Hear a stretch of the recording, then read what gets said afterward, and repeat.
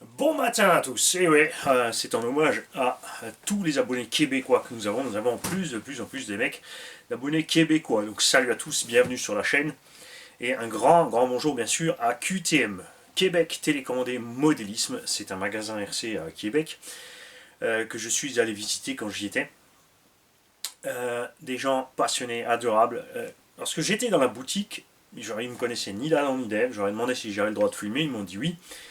Malencontreusement, on n'a pas pu diffuser la vidéo parce qu'on a eu un souci avec la carte SD. C'est pas tout ce qui a été perdu. Après, c'est pas très grave, ce sont que des données en images, mais ça m'aurait fait plaisir évidemment de les diffuser ici. J'espère pour un moment y retourner ou qu'ils nous fassent le plaisir de faire un tour de boutique en vidéo pour nous le partager. Lorsque j'étais là-bas dans la boutique, tranquillement en train de filmer, il y a un petit haut qui est rentré dans la boutique qui avait un problème avec sa radio et ils lui ont réparé sur place simplement le ressort sans rien lui demander. Ça, c'est ce que j'appelle une boutique de passionnés. Les mecs sont d'enfer. Donc si vous êtes du Québec, si vous avez l'opportunité de pouvoir aller sur place à QTM, n'hésitez pas les mecs parce que vous ne serez pas déçus. Et aujourd'hui, nous avons un colis de tonton TJ ou JT, on va dire JT, accrochez-vous bien, nous avons ici 11,5 kg, bon évidemment 1,5 kg de scotch, dommage hein, pour tout ce scotch renforcé.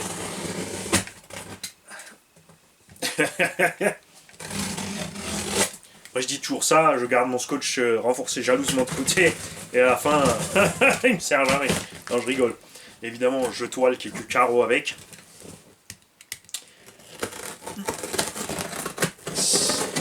Alors, j'ai levé quand même le couvercle, hein, je ne veux pas découper ce qu'il y a dedans. Je vais le kéké. Ça y est. Ouais. Voilà. Tonton JT. Et tonton JT qui est passé par la poste. Colissimo, 28,55 € pour envoyer 11 kg de matos. Les mecs, passer par Mondial Relais pour faire ça, ça coûte entre 12 et 14 €. Enfin, sérieusement. Que tous les frais sont en route charge, c'est génial. Tonton JT nous a envoyé plein de choses. Alors, on va commencer, il nous a envoyé du liquide. Quoi, il a mis du liquide dans la caisse, mais c'est un fou. Ouais, il nous a mis du liquide. Une grande distillerie bastiaise, médaillée, une liqueur de myrtille. Ça c'est bon, ça, les liqueurs c'est sucré, et ouais, c'est comme ça. Je me fais vieux, j'aime bien les trucs sucrés. Avant c'était whisky et rhum toujours bien sec, maintenant c'est rhum arrangé et puis bon, petite myrtille comme ça, là ça peut être bien. Et oui, on a tous nos vis. Certains les ont en vrac dans un bac et les coupent sur mesure et moi j'ai des caisses entières classées. Chacun son truc. Tonton JT aussi, issu du tien. Allez, il a reçu un petit engin 12e d'un tonton. Il n'en a qu'un, ça va faire un jaloux, donc je t'envoie un deuxième. On a ici un deuxième de ces petits VL Toys ou GP Toys, un 12e. D'Euromotrice donc. L'essai, vous l'avez vu, il est en ligne. Là aussi, on a tout le matos. Véhicule, batterie, évidemment, hein, suspension à ressort. Et vous savez quoi les mecs, il y a un truc que j'ai pas checké et que je vais checker avec celui-là. Parce qu'on a reçu de la part de Evgeny pour les petits des carreaux à offrir. Hop. Et la taille ne correspond pas à trop grand chose. Hein. C'est un peu grand, hein, c'est dommage. C'est un peu trop grand. Bon, ça doit se monter sur Erevo 1.16. Je pense que c'est beaucoup trop large pour Erevo 1.16. En tout cas, si vous avez besoin, il y a 3 noirs et une orange. Elles sont à dispo. Donc vous me mailez si vous avez un engin de cette taille. Tiens, je vais te donner les dimensions. Hein, je vais sortir Super Pierre-Yves.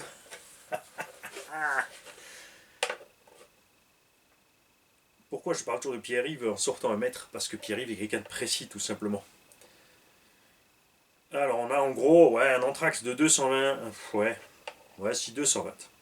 Donc tu peux jongler entre 210 et 230. Hein. Sur les découpes, tu pourras tricher un petit peu. Largeur, largeur, Mani, largeur. C'est là que ça coince, surtout 170 mm de large. Donc un engin de 17 par 22. N'oublie pas que si tes roues sont juste à 17, ça n'ira pas parce que ça va frotter. Il faut que tu aies un engin plus large en fait pour pouvoir utiliser ça. Si tu en as besoin, tu contactes. Hop. Donc celle-ci, je pense qu'elle va fonctionner. Hein, on a reçu des petits chocolats Lindt. Ça, c'est pour moi Gigi, je pense. Ah, ça m'aide. On a reçu toute une collection de Haribo qui piquent. On va bien sûr partager les cornichons et moi. Et malheureusement, un petit incident survenu. Nous avons un maxi paquet de M&M's Peanuts, c'est-à-dire cacahuètes et pas noisettes, qui se promènent et se sont répandus partout. Alors, on a un petit mot, je l'ai trouvé. Salut Mani, je t'envoie ces vieilleries qui traînent chez moi en espérant que ça fasse plaisir à quelqu'un. Alors, à toi par contre, désolé, pardon, ou même à toi. Par contre, désolé pour le niveau de saleté du REO, poète, je n'ai jamais réussi à m'en servir, déjà démarré, c'est tout. Ça, ce sont typiquement les soucis de ces nitros. Souvent, on les achète, sont pas chers, tu es con qui parle truc, que tu vois ça bien. Souvent aussi, les gens disent que le nitro c'est plus à risque que l'électrique à rouler. Moi, je préfère que ma voiture fasse que après, il y en a qui préfèrent donc c'est normal qu'ils jouent avec.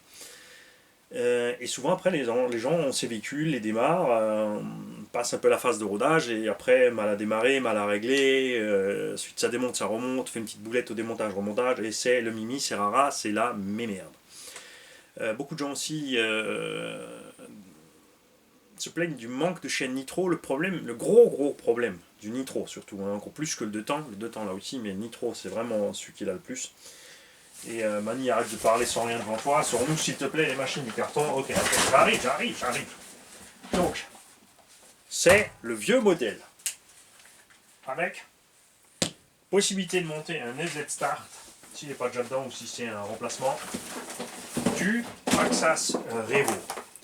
Anthrax donc 350 mm, donc un peu comme le Team Magic 5. Moi, je te dis pas de bêtises, je vais vérifier ça. Hop.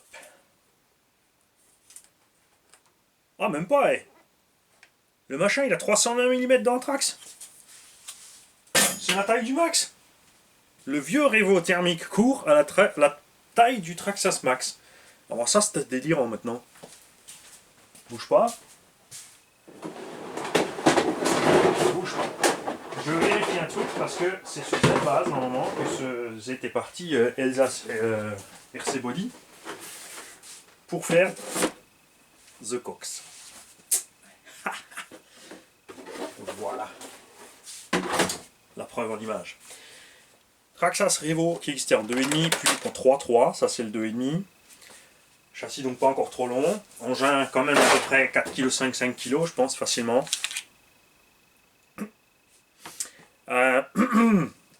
Tonton, va falloir qu'on discute, hein, parce que ça c'est non. Hein. Allez mec, me faites pas des trucs comme ça.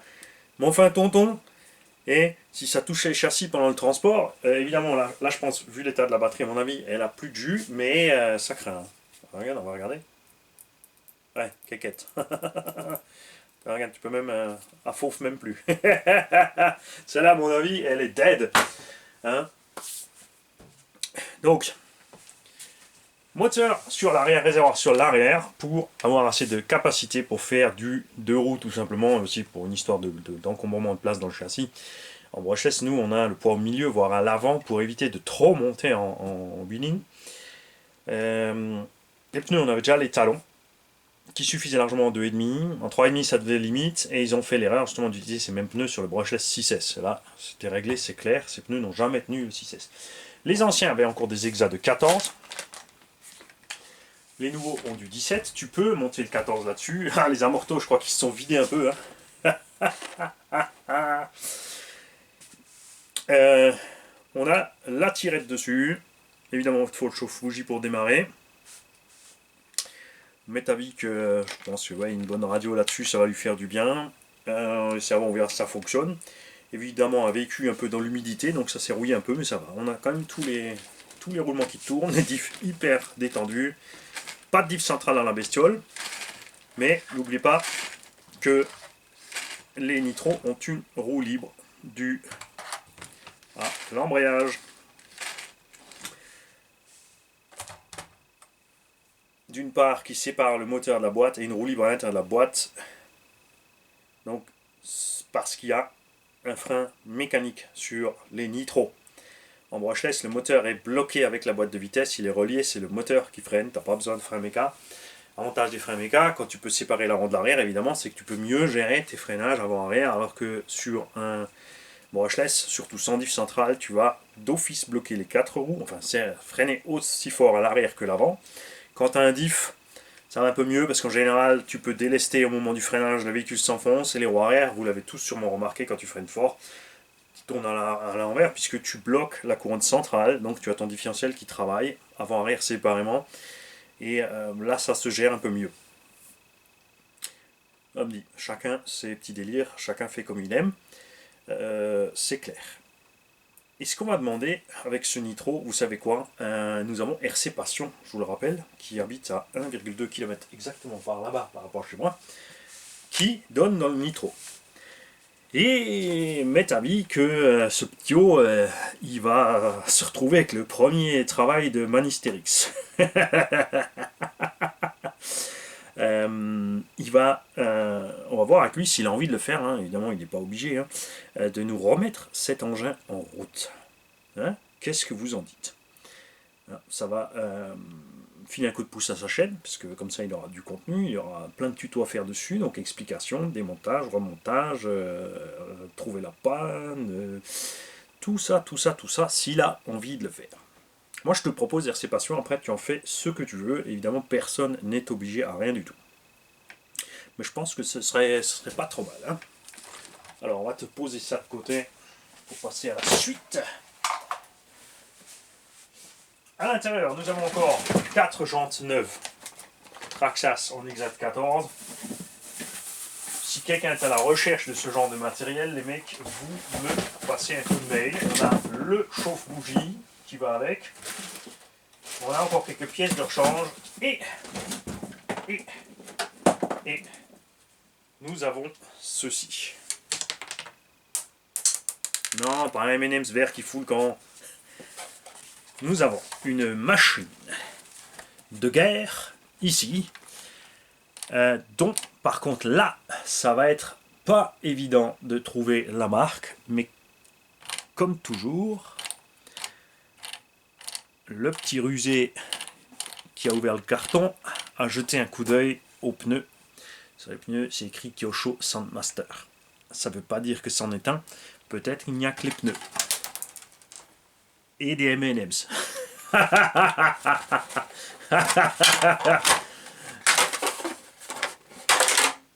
Alors c'est bien, Kyosho, c'est typiquement eux qui faisaient ce genre de choses sur l'avant des carreaux. Si c'est bien... Alors on verra le modèle. Alors là, Eric. Eric de RC Mag, s'il te plaît, et tous les fans Kyosho, c'est à vous de bosser. Qu'est-ce que c'est que cet engin? Transmission par courroie, ça c'est excellent. On a le bas de la courroie qui est dans un carter, mais pas le dessus. Ce qui fait que de la saleté peut se poser là et peut aller dans le diff. Les courroies, c'est pas mal pour plusieurs raisons. D'abord, c'est silencieux. C'est économique. Il n'y a pas de renvoi d'angle, donc moins de pertes mécaniques, puisqu'on a pignon paille droite devant derrière. Et comme c'est un minimum flex, ça encaisse aussi des coûts qui économisent donc des chocs, des coûts, pas des frais, mais des chocs sur la transmission. Transmission donc full métal, bon celui-là il a servi, hein. On a les noix ça va, mais les axes de cardan, quoique non, c'est juste dégueu, en fait c'est pas crade. On a un souci de diff avant, chef. Clairement, on a une roue qui est entraînée, tu vois, mais pas l'autre. Nous verrons donc si c'est au niveau de la noix ici, si c'est juste le BTR qui s'est desserré ou si c'est un problème dans le diff. Moi je pense que c'est juste la noix. Ici regarde, les noix sorties gauche-droite ont des petits BTR. Tu peux changer tes noix séparément sans devoir intervenir sur le diff. C'est des dog bones avant et arrière. On a biellette plastoc. Évidemment là tu as tout à rouiller, ça fait coincer tout. Tu vois là il n'y a pas de cerveau dedans, la direction est hyper dure. Les amortos évidemment. Oh même pas, ils sont même pas vidés il dit. Si à l'arrière c'est vide. Ah, mais que à l'arrière, ça peut aller, ça peut aller. C'est bien Kyosho, c'est écrit sur la cellule, sinon là c'est sûr que je ne pouvais pas savoir. On a la cellule arrière qui est craquée, elle a pris un coup ici. On n'avait pas de slipper à l'époque. Donc 4x4 sans diff central. Enfin, je vais vérifier ça, je te dis pas de bêtises. Ouais, 4x4 sans diff central. Transmission par courroie. Bon, les pneus, hein, les pneus, ils ont eu souci. Hein. Fatigués, les pneus. Hein, ah oui, mais là, tu vois, même, regarde la tourelle, regarde, elle est carrément, elle se sépare ici. Donc ça, va falloir travailler avec certains... alors, soit qu'il y a encore des pièces, soit il faudra travailler avec de la colle. Alors, en tout cas, cet engin-là, on va pas se lancer dans une restauration, puisque il nous faudra beaucoup de matos. Par contre... est-ce que quelqu'un d'entre vous collectionne ce genre de choses et a besoin de ce genre de choses? Parce que là, on va quand même être en présence d'une sacrée rareté. Hein. Mine de rien,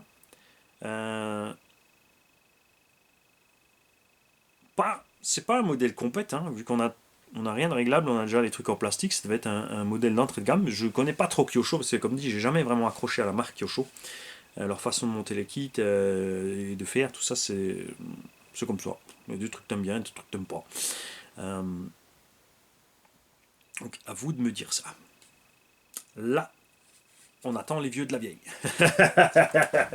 Et on a encore une carreau non peinte complète avec quand même les mecs. Et j'ai vraiment pas la moindre idée de ce que ça peut être comme modèle.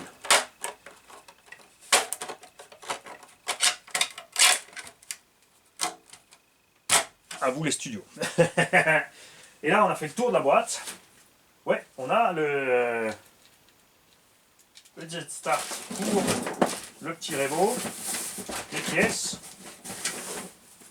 La notice, la notice du petit 1/12e et l'aileron aussi, qui va sur le petit Kyosho. Donc là, ça vaut une fortune, c'est complet, je t'explique, je vais faire un carton, je vais écrire Kyosho boîte d'origine, et puis on va mettre ça sur eBay. Évidemment que non. Ah, mais c'est tout dégueu! Je pense, tonton, que la nitro a coulé. Alors, imagine-toi un peu le film.